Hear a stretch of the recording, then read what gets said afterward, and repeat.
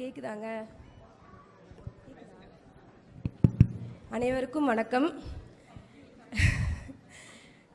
நான் என்ன பேசணும்னு நினச்சேன்னு எனக்கு மறந்து போச்சு. அப்படி இருக்கும்போது இந்த குழந்தைங்கள்லாம் ரொம்ப அழகாக பண்ணுறாங்க. எல்லோரும் அமைதியாக இருந்து கேட்டதுக்கு ரொம்ப நன்றி. இதுதான் கடைசி நிகழ்ச்சி. இதையும் அதே மாதிரி கேளுங்க, பிடிக்கும்னு நினைக்கிறேன். பார்க்கலாம். எங்கள் கூடியிருக்கும் அனைவருக்கும் அன்பான வணக்கங்கள். என் பெயர் ஷராயு. நம் கலைமகள் தமிழ் பள்ளியின் 5ஆம் வகுப்பு மாணவ மாணவிகள் இன்று நம்மை கதையின் மூலமாக சிந்திக்க வைக்கப் போகிறார்கள். அனைவரும் அமைதி காத்து பதிலளிக்க தயாராகுங்கள். நன்றி, வணக்கம். வணக்கம். அனைவருக்கும் இனிய பொங்கல் நல்வாழ்த்துக்கள். இன்னைக்கு நாங்கள் உங்களுக்கு ஒரு பழமொழி மற்றும் அதுக்கு ஒரு கதை சொல்ல போகிறோம். பழமொழியானது பழஞ்சொல், முதுமொழி என பல பெயர்களில் அழைக்கப்படும். இந்த பழமொழியினை தொல்காப்பியம் பின்வருமாறு சொல்கிறது: நுண்மையும் சுருக்கமும் ஒளிவுடைமையும் எண்மையும் என்று இவை விளங்க தோன்றி குறித்த பொருளை முடிவதற்கும் ஏது நூதலிய முதுமொழி என்ப. அதற்கான பொருள்: ஏதேனும் ஒரு சமூக சூழலில் ஒரு குறிப்பிட்ட கருத்தை உணர்த்துவதற்கு துணையாக வரக்கூடிய ஆழ்ந்த அறிவினை சுருக்கமாகவும் தெளிவாகவும் எளிமையாகவும் கூறும் மொழி பழமொழி எனலாம். சரி, கதையை கேளுங்க, பழமொழியை கூறுங்க. ஒரு காட்டு பகுதியில் ஒரு விவசாயி மாடு வளர்த்துட்டு இருந்தார். ஒரு நாள் அந்த மாடு காணாமல் போயிடுச்சுன்னு தெரிஞ்சு அந்த விவசாயி ரொம்ப கவலையில் இருந்தார். அவர் கவலையில் இருந்ததுனால யார் அந்த மாடை திருடிட்டு போனாங்களோ அவங்கள பழி வாங்கணும்னு கோபம் பட்டார். விவசாயி கடவுளுக்கு முறைத்தார். அங்கே கடவுள் வந்தார். கடவுள் கேட்டார், உனக்கு என்ன உதவி வேணும்? விவசாயி கேட்டார், எனக்கு நான் இவளத்தை செல்ல மாறு யாரோ தேடல் போச்சா, அவனுக்கு எனக்கு வேணும். உதவி கேட்டார். அதற்கு கடவுள் பக்தனை, உனக்கு மாறு வேண்டுமா? மாறு வேண்டும்னா நான் தரேன், ஆனால் யார் திருடியன்னு கேட்காதே.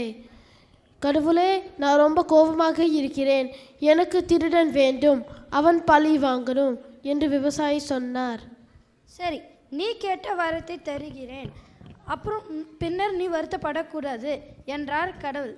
அந்த விவசாயி அதற்கு ஒத்துக்கொண்டார். சரி, இந்தா நீ கேட்ட வரத்தை பிடி, மாட்டை திட்டிட்டு போனவன் பின்னால் இருக்கிறான் பாரு என்றார் கடவுள். அந்த கோபமாக இருந்த விவசாயி உடனே திரும்பி பார்த்தார். உடனே திரும்பி பார்த்தார். அங்கே ஒரு புலி நின்னது. விவசாயி கோபம் போய் பயம் வந்தது. ஐயோ, கடவுளை காப்பாத்து என்று விவசாயி ஓடினான். புலி விவசாயியை துரத்தியது. இந்த கதையில் வர விவசாயி சரியாக நடந்து கொண்டாரா? இல்லை தானே. தான் ஆசையாக வளர்த்த மாடை திருப்பி கேட்டதுக்குனால, ஆனால் அந்த விவசாயி மாடை கேட்கல. அவரோட ஆதரவு தான் வேலை செஞ்சுது. ஆத்திரத்தில் அவருக்கே அழிவை தந்துச்சு. கோபத்தை எப்போதும் தவிர்க்க வேண்டும். இந்த கதைக்கு என்ன பழமொழி சொல்ல முடியுமா?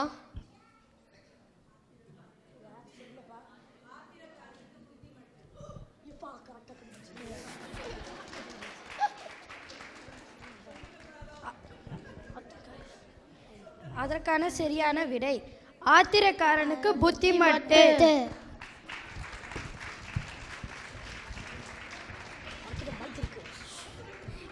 இப்போ அடுத்த கதை கேட்கலாமா? ஒரு பணக்காரர் சிலை வாங்க சிற்பிக்கிட்ட போனார்.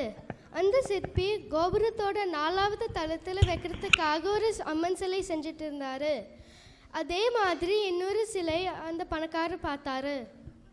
2 சிலை ஒரு கோவிலுக்கா? ஏன் சிற்பி கவலை கூச்சு ஒரு முதல் சிலையை ஒழிச்சு போச்சு, அதெல்லாம் 2 சிலை பண்ற. இந்த சிலை மூக்கில் ஒரு சிறுகீரல் தானே இருக்கிறது, 4வது கோபுரத்தில் வைக்க போறீங்கள், இதை யார் பார்க்க போகிறார்கள்? இதே வைத்து கொள் வேண்டியது தானே சொன்னார் பணக்காரர். அதற்கு சிற்பி, மக்கள் கண்ணுக்கு தெரியாது, ஆனால் என்னுடைய கண்ணுக்கு தெரியும், என்னுடைய மனசாட்சி உறுத்தும். நல்ல வேலை நல்ல செய்யணும், யாரும் ஏமாற்றக்கூடாது. இந்த கதைக்கு என்ன பழமொழின்னு தெரியுமா? செய்வன திருந்திட செய்.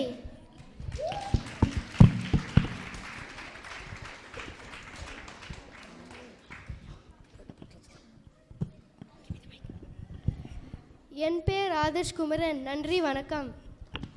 என் பேர் அகனிவன் இளையராஜா. நன்றி வணக்கம். என் பேர் ரக்ஷன் மூர்த்தி. நன்றி வணக்கம். என் பேர் வேத ரவி.